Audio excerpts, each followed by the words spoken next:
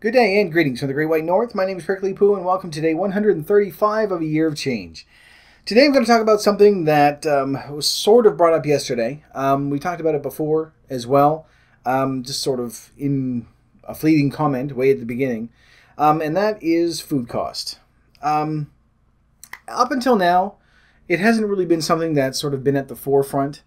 While we've been focusing mainly on just watching our calorie count, the type of food didn't really seem to matter as long as we were below a certain calorie count for the end of the day. So, the types of foods we were buying, we pretty much kept on buying the same stuff that we always did. We may not have been buying as much junk food, making a few healthier choices here and there. So you may have noticed a difference in the cost there, but in general, it hasn't really affected us too much. But now that we're starting to look at things like sodium and fat and sugar and fiber and all the other stuff, I think that you're probably going to start noticing much, much more. There have been a number of problems, or a number of reasons, I guess people would say, as to why we just don't eat healthy. One of those, naturally, is the cost. And you hear it all the time that people say, well, it's so much more expensive than just buying regular food. Like, I can buy 10 pizzas for $30. I can buy, a pack of processed meat for $2 as opposed to going to a butcher. And there is some truth in that. In general, it is more expensive. And while we're sort of looking a little more closely at our intake of different nutrients and stuff like that now, I think you're probably going to start noticing this more and more.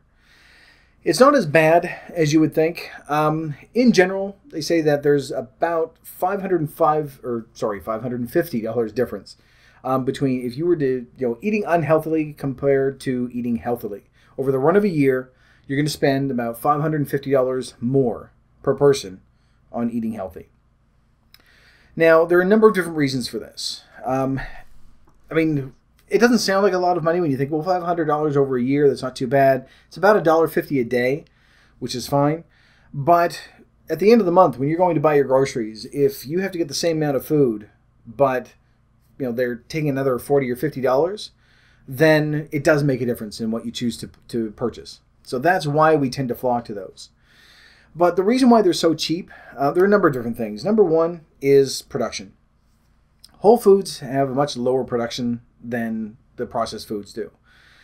Generally, they're coming from, like, if you're looking at fruits and vegetables and not even going to a butcher, just getting the regular meat from your store, stuff like that. They aren't really, it's somewhat mass produced, but not to the level of the processed foods. So, of course, that's going to go up. There aren't as many preservatives in it. So they have to look at shelf life and find out, how much is going to get lost to spoiling.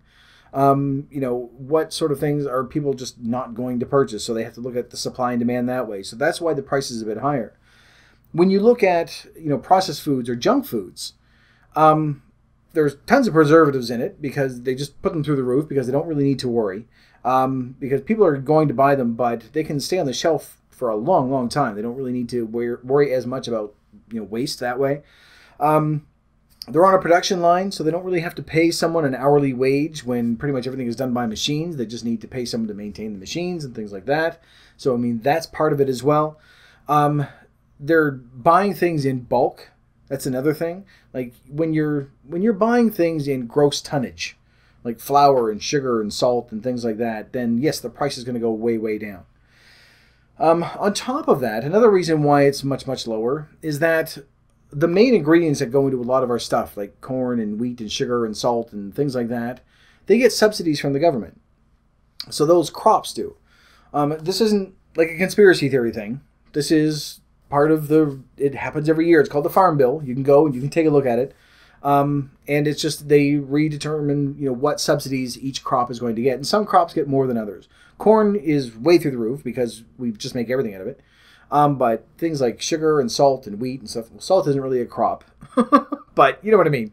Things like that, the primary ingredients that go into a lot of junk food get a lot of subsidies from the government. So that cuts way, way, way down on their costs as well.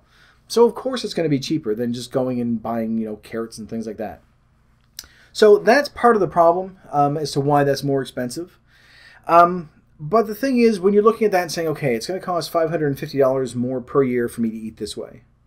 But one thing I don't know if they took into account is the fact that 1,000 calories on junk food is not the same as 1,000 calories in vegetables.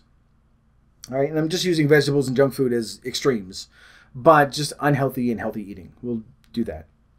For example, say that someone said to you, okay, well, we've been doing it. You just say you have 2,000 calories for the day. You can't go over. You've probably noticed by now that you're not going and saying, oh, well, I've had 2,000 calories worth of potato chips today. It just simply is not feasible because that racks up very, very quickly. And if you're like me, you'll just eat the whole bag and there's the 2,000 calories gone in a bag. You may be full, but it's not going to stay with you because it's mainly just sugar and fat, and in this case, potatoes. And 2,000 calories adds up very quickly, and it doesn't last. You're hungry again, sometimes immediately. As opposed to 1,000 calories with something like meat or vegetables and fruit and things like that, you have to eat a tremendous amount to get it to 1,000 calories. That's 10 apples is 800 calories, roughly, to give you an idea. So 20 would be 1,600, another half of those, so 25 apples. You'd have to eat 25 apples in order to get to that 2,000 calorie goal. So those are things I don't know if they've sort of taken into account, the fact that there's the stuff that you get out of fruits and vegetables and unprocessed stuff. There's going to be more fiber in it. There are going to be nutrients in there that are going to help you, and they help you feel full. You're getting much, much more in the way of vitamins and minerals and stuff like that, as opposed to just empty calories, which are just sugar, salt, and fat. So while it's this, yes, it may cost more. I don't know if they've taken into account that you're technically, you're going to be eating, more of it, but for sheer volume, for the amount of calories that you're putting in, I don't know if that's going to even out. I would suspect it does. If you go in and say, okay, I need 1,000 calories for chips. Well, that's one bag, so it's going to be fairly cheap. 1,000 calories in apples is still going to be very, very expensive. But that will keep you going for a very, very long time. It can keep you going for half a day or more. With the chips, you can have, 1,000 calories, and an hour later you want another 1,000 calories. So you've probably noticed that as we've been going along and making these little changes that you've been reaching for those healthier things rather than junk food simply because of the numbers that you're thinking, I've only got 400 calories left for the day. Which one am I going to go for? So I don't know if that's sort of part of it. I think they've just been going by, sheer calorie count. But what they are taking into account is the fact that with junk food, we eat more of it. And in that case, we spend more as well. The odd thing is the number one thing that determines obesity at this point in North America is income.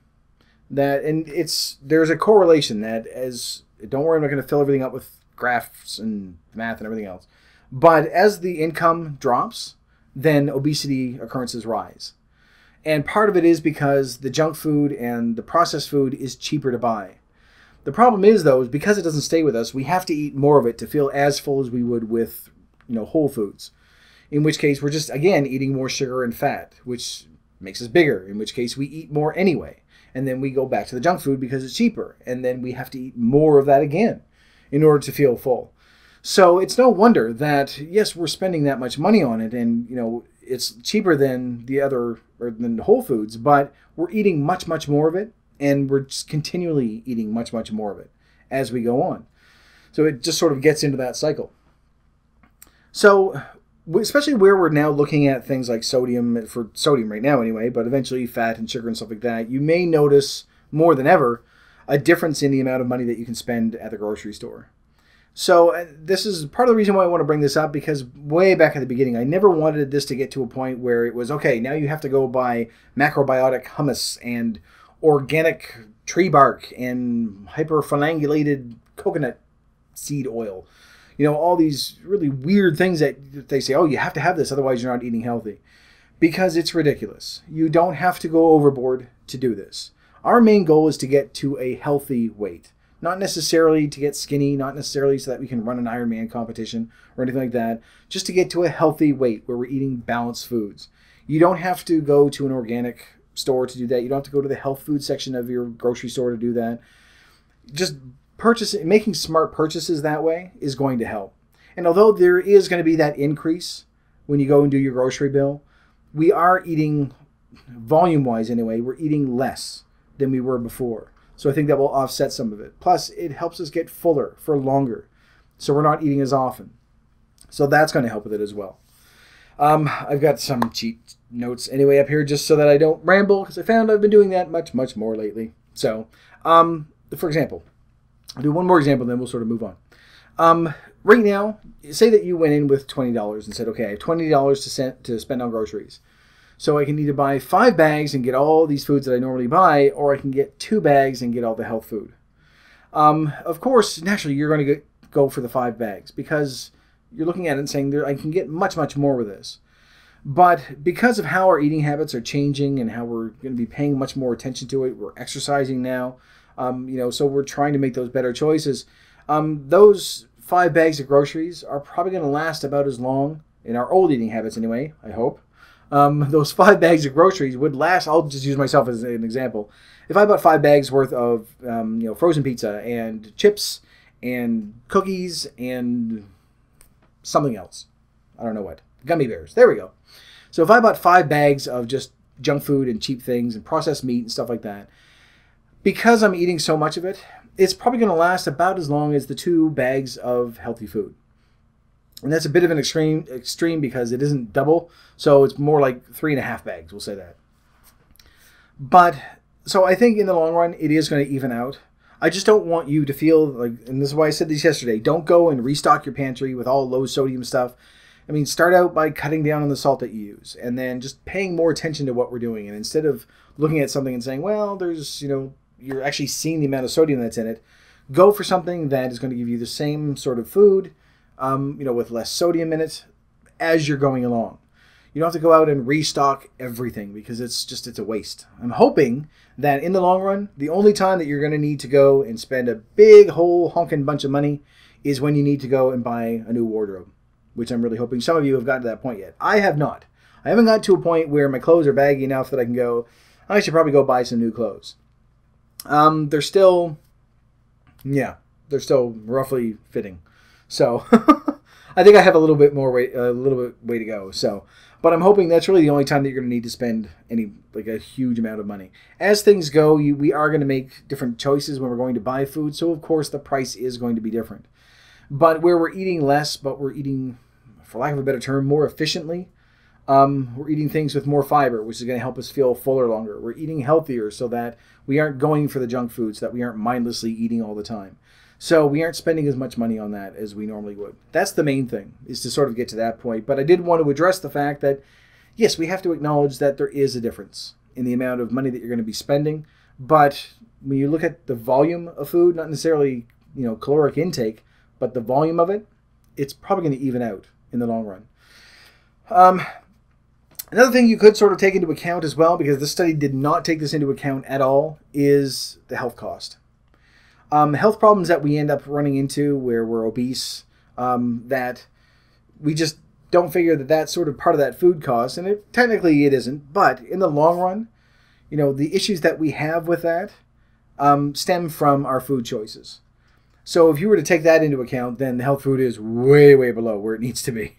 It's much cheaper. They didn't really sort of take that into account when they were doing all this stuff because they specifically stated that it's just the cost of food. And this sounds like it's going to be more of a Thursday thing for a study, but I'm not going to do that. Anyway, but I forgot where I was. Completely lost my train of thought.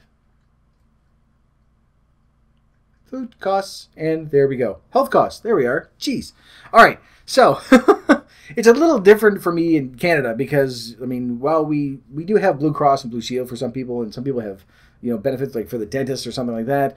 In general, I can walk into a restaurant, I was going to say, walk into a hospital and waste their time all day and say, I need to get blood tests and I feel heart palpitations and I have a headache and my uterus is wandering and my, whatever my problem is.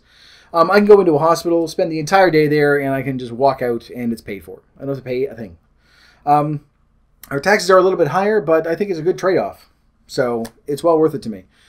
So taking that into account, it technically isn't costing me anything, but it's costing taxpayers. And as I'm a taxpayer, it sort of does cost me. And the same thing with you, that if you were to take that into account, saying the amount of health problems that come about from people being obese, as opposed to if everyone was eating healthy and getting regular exercise, not even, working out 2 hours a day at the gym, just regular exercise throughout the run of a week, how those health costs would drop dramatically. Then when you look at the cost of it that way, if you sort of take that into account, then yes, the healthy option is much more cost effective in the long run. That's pretty much it. I've sort of covered everything. So when you're looking at your grocery bill over the next little while, just sort of paying attention to the level of sodium that's coming in. I think a lot of it, for me anyway, I know that the majority of that is processed meat. If I get cold cuts or if I get a frozen pizza or something like that, I generally, if I do buy meat, I'll usually get it at like just in the meat section of the store. I don't often buy like pre-packaged hamburgers or anything like that, just because they taste like shit. And I'd much rather make my own. But again, the added salt isn't helping there either. But now that I'm just sort of a little more aware of the sodium content of a lot of things, I'm going to probably start noticing that my grocery bill is going to change. Just because I'm going to start making those decisions and say, okay, I'm cutting back on the salt, but instead of buying this, which has a lot of sodium, maybe I will go for the low sodium choice, or buy something completely different but somewhat similar, if that makes any sense, that just doesn't have the sodium content in there.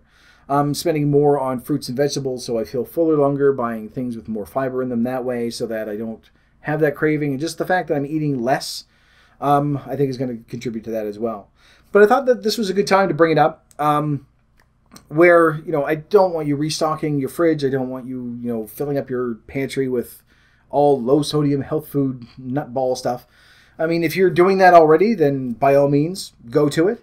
But in general, for the vast majority of us, this is just another one of those little changes that we're going to be making. And as we progress, if you decide, say, okay, well, instead of buying regular crackers, I'll get low sodium crackers. Or instead of crackers, I'll go get celery or something, equivalent. If you don't like celery, then buy something else that's crunchy, that's going to sort of fit in with that. Those are the little choices that we're going to be making over the next few months that is really going to make the difference. So that we still, even now, haven't cut out any food, and I can't really see that we're going to in the near future. We're always going to have days where we go over. I know I'm going to have days when my sodium is back up to that 8,000 milligram line. But overall, if I can get it so that day by day, on average, I'm in that nice healthy range, that's our main goal. We aren't ever going to be bodybuilders. We aren't going to be marathon runners. This isn't our goal. Our goal is to get to a point where we're a normal, healthy weight. So I think that this is probably going to be part of it, is, start watching these little things here and there. And your food, it's changed already, but your food habits are going to change. There's probably a lot of you out there that if you go and look at your cupboards now, that it's not filled with cookies and candies and all the other stuff that you used to buy all the time. For me, I haven't bought icing in forever. So that's a big step. I haven't bought junk food, like aside from little things like the chocolate-covered pretzels and things like that, but I'm not eating 50 of them in one sitting. I'm having 4 or 5 at a time, and then, okay, I'm good. I think I'm all right. That's the main thing for me, is just that portion control. But it has been steering us towards eating healthier, just the fact that we have to keep watching what our calorie intake is. So, and it's going to continue on until we get to a point where we're eating a normal number of calories per day. We have a vast diversity of, foods that we're eating, meat or fish or chicken for, whatever you decide to get for your protein. And then you have your fruits and vegetables and things like that. And every now and then you can still have your junk food, because we can't cut that out altogether, because you got to be happy at some point. You can't just sit there nibbling on a rice cake, which are horrible, by the way. Just nutritionally speaking and flavor-wise. You can't just sit there and sort of nibble on that and go, I'm eating healthy, this is great, and then just wanting to just burst into tears, because we're not going to stick with it. But I think we've been doing fairly well so far, so keep it up, and this is just, look at this as another tweak. And if you are concerned with the cost of it, then that's something that we're going to need to look at as well, that maybe check out prices at a different store, be a little more, spend a little more time looking at when things are on sale, just to sort of offset that. But in the long run, I think it's going to even out, where we're eating less anyway, and eating things that are going to keep us fuller longer. Hopefully, anyway, it'll get us to where we need to be. So I'm going to stop rambling now, because otherwise I'm going to start repeating myself once again. So thank you very much for watching the video. If you liked it, please poke the like button for me. In the meantime, keep yourself warm and fuzzy, and I will see you in the next video. Bye-bye.